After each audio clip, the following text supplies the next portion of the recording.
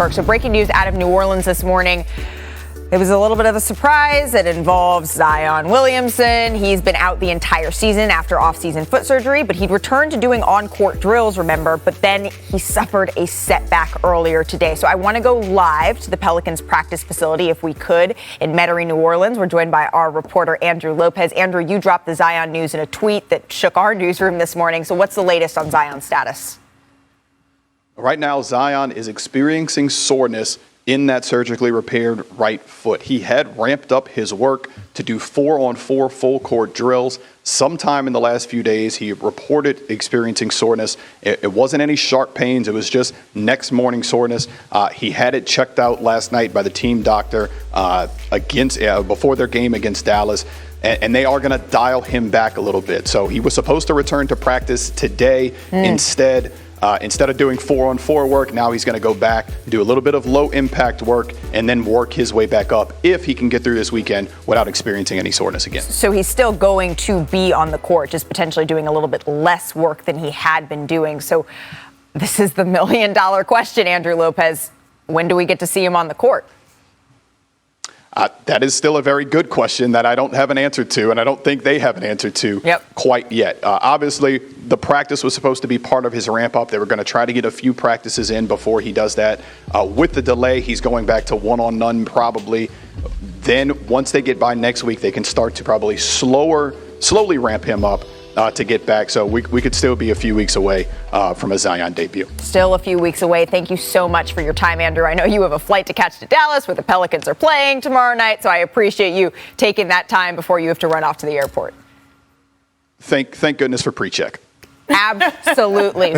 Amen. All right, this setback is just the latest in the Zion Williamson saga in New Orleans. Remember, the last time he played, it was May the 4th. And then over the summer, he underwent surgery to repair a fractured right foot. And then last week, the team announced he was cleared to participate fully in team activities. And then Andrew's news from today about him not practicing after experiencing some soreness, and that's delaying his return once again. Lopez is reporting for potentially several weeks. So we have so much to cover on NBA today. Bam Adebayo is out 4 to 6 weeks for the Heat. We will. But we also have Zach Lowe, who will discuss the impact.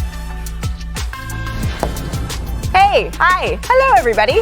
I'm Malika Andrews, joined by NBA champ Kendrick Perkins and two-time WNBA All-Star Chiney Ogwumike Woj, Zach Lowe, Ramona Shelburne. They are all stopping by. But there's a lot to unpack today, ladies and gentlemen. So we'll begin with the defending champs taking on LaMelo Ball and the Hornets. Let's go to Milwaukee.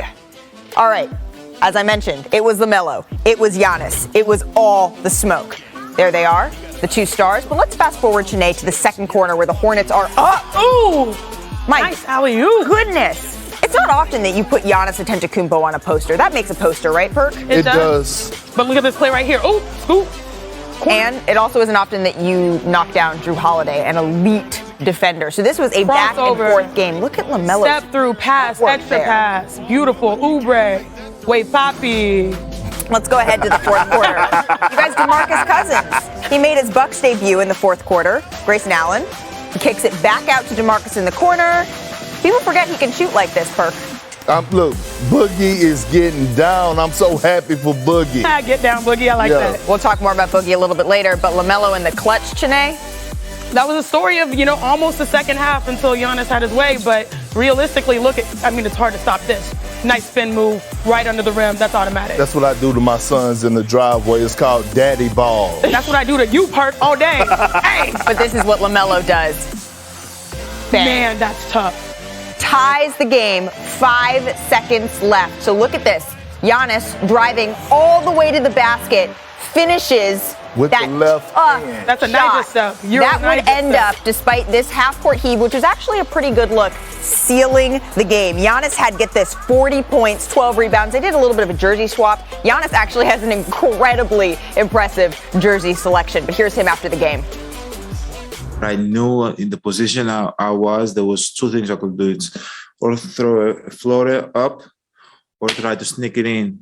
And when you try to sneak it in, you got to put spin in. If you just go, just go normal, most likely you're going to get blocked.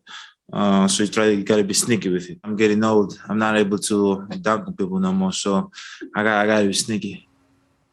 He's getting old at all of 26 years old. He once told me I was getting old. The reigning Finals MVP, he dropped 40, and he had that crafty little game winner. But LaMelo Ball, he had 36 points and the game-tying 3. If it weren't for Giannis, it would have been a little bit of a different story.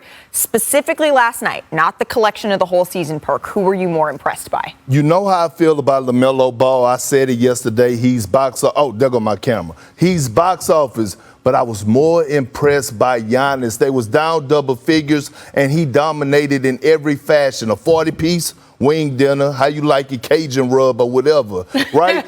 12 biscuits on the side, that means rebounds, and he dished out 9 sides of honey. And look, when you look at Giannis in the go-ahead basket at the end, driving to the paint, you know what that showed me? That showed me growth. Because last year, Giannis wouldn't have done that. You know why? Because he would have been afraid to go to the free throw line. So when I'm looking at Giannis right now and I'm watching him take over that Batman role, the role that I said Chris Middleton had because he was the closer, and I apologize to you, Giannis, because you're proving me wrong. Now Giannis Antetokounmpo has taken another step, which is dangerous for the NBA. But see, I differ because of the expectation. This is the man that we saw in the championship game go drop 50, so the expectation is gargantuan.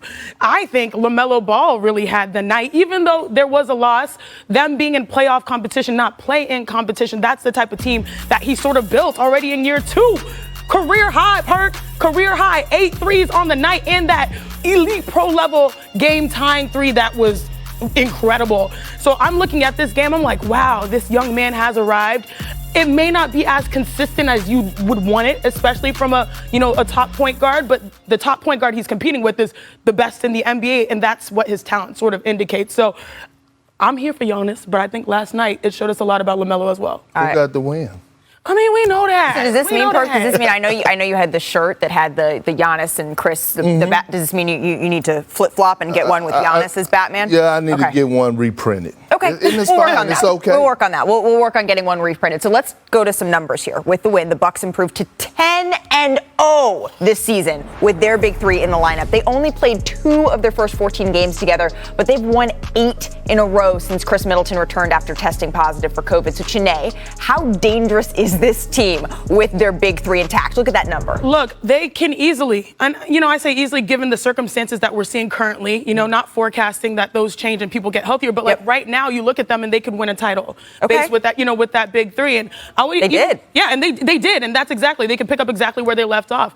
I just like their identity on both ends. I know getting Boogie Cousins was important, especially with, maintaining that interior presence, both offensively and defensively, getting rebounds. But, Giannis is a defensive-minded player. Drew Holiday is a defensive-minded player. They have a whole team that is pretty much two-way, and I love that. And, just to keep going at you, Perk, Drew Holiday, LaMelo Ball, that was a tough matchup, and he had 36 career high. So that's also a little different night. But overall, this Bucks team, they were my favorites going into the year because you have no problems when you think about them, while there are problems surrounding a lot of teams in the NBA. But Perk, are they the favorites in the East for you right now? They are the favorites in the East, especially with no Kyrie Irving for the Brooklyn Nets. When you look at what Giannis is doing, okay? Look, I know right now I have Steph Curry as the front runner, and right now it fluctuates throughout the season about who's the best player in the NBA.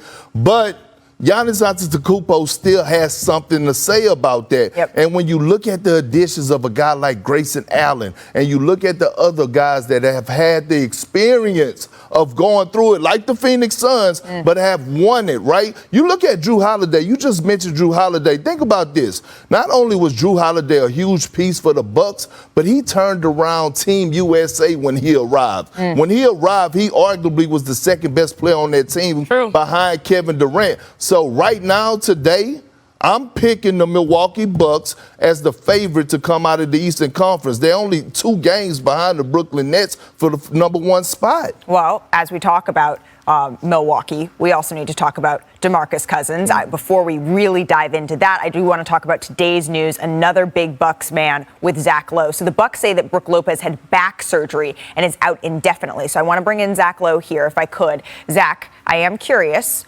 Is that something that the Bucks think is going to end his season? Fix your face.